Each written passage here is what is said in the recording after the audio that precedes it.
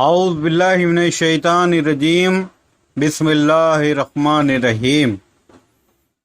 معزز سامعین اکرام، میں جی ایم خلیل قادری الچشتی افتخاری پھر آپ کی خدمت میں ایک نیا موضوع لے کر حاضر ہوا ہوں، مگر اس سے پہلے اگر آپ ہمارے چینل پہ نئے ہیں تو ہمارے چینل کو سبسکرائب کیجئے، لائک کیجئے، شیئر کیجئے اور بیلول کا بٹن دبانا نہ بھولیں، تاکہ آپ کے بیلول کے بٹن دبانے سے ہمارا آنے والا ہر ویڈیو آپ تک جلد از جلد پہنچ سکے۔ عزیزان محترم، آج ہم جس موضوع پر بات کرنے والے ہیں وہ تفکر سلطان الفقراء حضرت سلطان باہو رحمۃ اللہ علیہ کا ہے، اور جس کا عنوان ہے نفس کیا ہے۔ اللہ تبارک و تعالیٰ نے انسانی نفس کو بڑا عجیب بنایا ہے۔ یہ خواہشات کی آماج گاہ ہے۔ ہر طرح کی بری خواہشات اور باغیانہ خیالات اسی میں پیدا ہوتے ہیں۔ یہی انسان کو اللہ تبارک و تعالیٰ کے احکامات کی نافرمانی کے متعلق ابھارتا ہے، اور یہی شہوت کے وقت حیوانوں جیسی حرکتیں کرتا ہے، غصے میں درندوں کی طرح اظہار وحشت کرتا ہے، جب بھوکا ہوتا ہے تو حلال و حرام کی تمیز کھو دیتا ہے، اور جب سیر ہوتا ہے تو باغی، سرکش اور متکبر ہو جاتا ہے، تکبر کرنے والا ہو جاتا ہے۔ مصیبت کے وقت بے صبروں کی طرح آہوزاری کرتا ہے۔ غرض یہ کہ انسان کا نفس کسی حال میں بھی خوش نہیں رہتا۔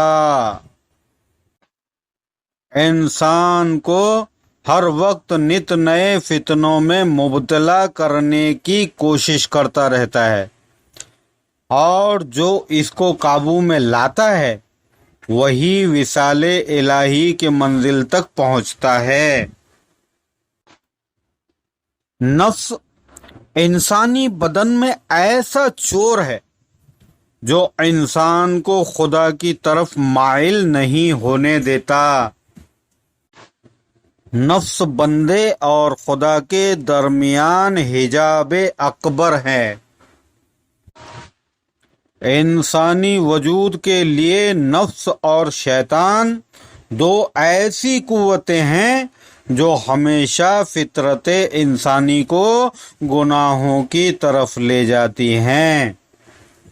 شیطان جب آدم علیہ السلام کو سجدہ نہ کرنے کی وجہ سے لعنتی ہوا تو اس نے آدم علیہ السلام اور اس کی اولاد کی دشمنی اور اس کی گمراہی کرنے کا، یعنی اس کو گمراہ کرنے کا بیڑا اٹھایا، اس کی گمراہی کا سبب بننے کا بیڑا اٹھایا۔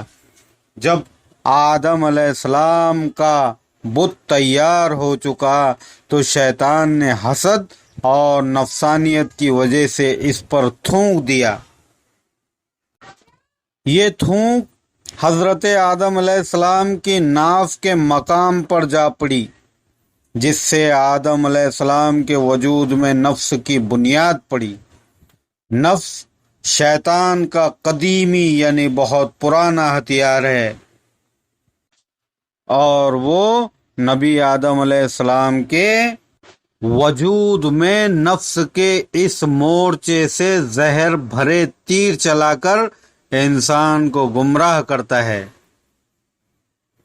لیکن اگر یہی نفس شیطان کے اثر سے نکل کر نبی آدم علیہ السلام کے کنٹرول میں آ جائے تو اللہ اور بندے کے درمیان سے حجاب اڑ جاتا ہے۔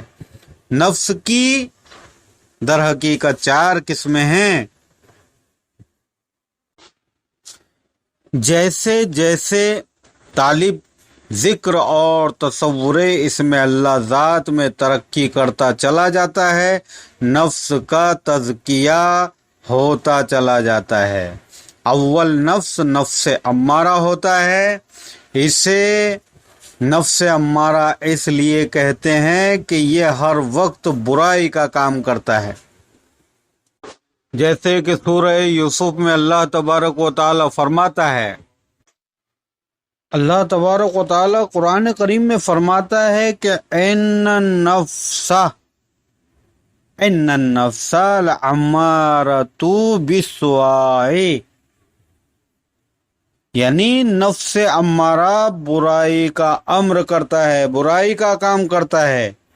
یہ نفس کفار، مشرکین، منافقین، فاسقین لوگوں کا ہوتا ہے۔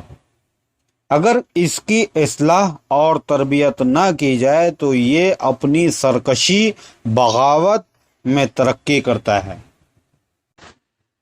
اور انسان سے حیوان، حیوان سے درندہ، بلکہ مطلق شیطان بن جاتا ہے۔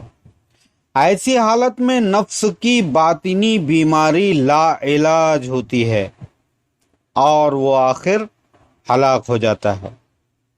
اور اگر نفس کی اصلاح اور نیک تربیت شروع ہو جائے تو وہ بتدریج باطن میں عالم ملکوت اور حیات طیبہ کی طرف ترقی کرتا ہے، پاک صاف زندگی کی طرف ترقی کرتا ہے، اور اس کا نفس امارہ سے نفس لوامہ ہو جاتا ہے۔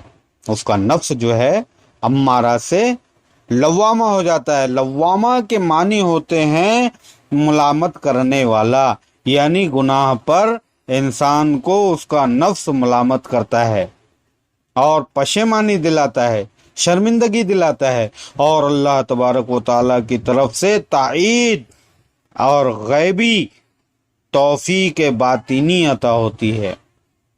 ایسے نفس کے شامل حال رہتی ہے اللہ کی رحمت۔ لہذا گناہ پر نفس انسان کو شرمسار کرتا رہتا ہے۔ ایسے نفس کو موت، روز قیامت اور حساب کتاب وغیرہ ہر وقت یاد رہتے ہیں۔ چنانچہ اللہ تبارک و تعالیٰ اپنے رسول حضرت محمد صلی اللہ تعالیٰ علیہ وسلم کی زبانی روز قیامت کے ساتھ ایسے نفس کی بھی قسم اٹھاتا ہے، جیسے اللہ تبارک و تعالیٰ فرماتا ہے، لا اقسم بیوم القیامہ، لا اقسم بیوم القیامہ ولا اقسم بالنفس اللوامہ، جس کا ترجمہ ہے خبردار، میں قسم کھاتا ہوں روز قیامت کی، اور نیز قسم کھاتا ہوں نفس لوامہ، یعنی گناہ پر ملامت کرنے والے نفس کی۔ اس کے بعد نفس کا جب تزکیہ ہوتا ہے تو وہ لوامہ سے ملہمہ ہو جاتا ہے۔ ایسا نفس گناہ کے ارتکاب سے پہلے اہل نفس کو تائید غیبی سے الہام کرتا ہے کہ خبردار، اللہ تبارک و تعالیٰ سے ڈرو اور گناہ سے باز آ جاؤ۔ ایسے نفس کا نقشہ اللہ تبارک و تعالیٰ نے اس آیت میں بیان فرمایا ہے۔ وَمَا مَنْ خَافَ مَقَامَ رَبِّهِ وَنَهَى النَّفْسَ عَنِ الْهَوَىٰ فَإِنَّ الْجَنَّةَ هِيَ الْمَأْوَىٰ، جس کا ترجمہ، اور جو شخص اللہ کے روبرو حساب کے لیے کھڑا ہونے سے ڈرا اور اس نے اپنے نفس کو ہوا سے باز رکھا، یعنی نفسانی خواہشات سے باز رکھا، پس ایسے شخص کا ٹھکانہ بے شک بہشت ہے، یعنی جنت ہے۔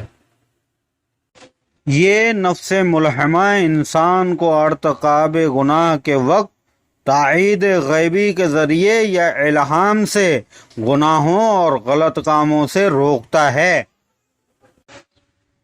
اور یہ الہام مختلف طریقوں سے ہوا کرتا ہے۔ بعض دفعہ انسان کو صحیح دلیل اور خیال کے ذریعے گناہ سے روکتا ہے، بعض کو غیب سے الہام کے ذریعے بے صوت و آواز القا ہوتا ہے، اور بعض دفعہ خواب کے ذریعے آگاہ کیا جاتا ہے، جس سے انسان کے دل میں خوف خدا موجزن ہو جاتا ہے، جلوہ گر ہو جاتا ہے، اور انسان گناہ سے باز آ جاتا ہے۔ اس کے بعد جب نفس باطن میں ترقی اور عروج حاصل کرتا ہے اور اس کا تزکیہ ہو جاتا ہے تو وہ نفس مطمئنہ ہو جاتا ہے۔ گویا نفس اس ازلی راہزن شیطان سے نجات پا کر اپنی منزل دارالامان اور منزل حیات تک پہنچ کر اپنے مقصود کو پا لیتا ہے، جو مقام لا تخف ولا تحزن، یعنی خوف اور غم سے امن کا مقام ہے، جیسے کہ سورہ یونس میں ہے، الا ان اولیاء اللہ لا خوف علیہم ولا هم یحزنون۔